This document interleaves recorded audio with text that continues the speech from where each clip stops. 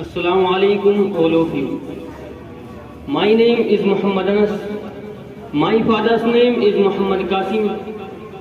I am from Titarwara. Today I am here to tell you about the loss of intoxicant. Intoxicant is our biggest enemy. It spoils our life very badly. It is very injurious to health. If we start intoxicating, once so we are in the habit intoxicating, and we are fond of it. In this condition, it is almost impossible to get rid of it. It has become a very big in the society. According to people, they drink to forget problem and pressure of life. After drinking, they can feel relaxed. They can be happy.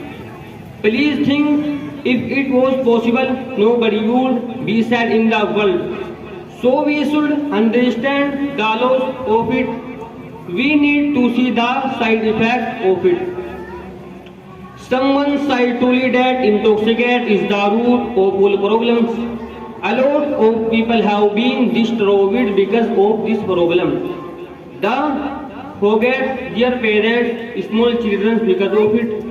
They cannot do any work properly. So it is time to be careful. At last, I want to say we should never intoxicate the people who do it. It is our duty to make them understand. Thank you very much listening to me carefully and patiently.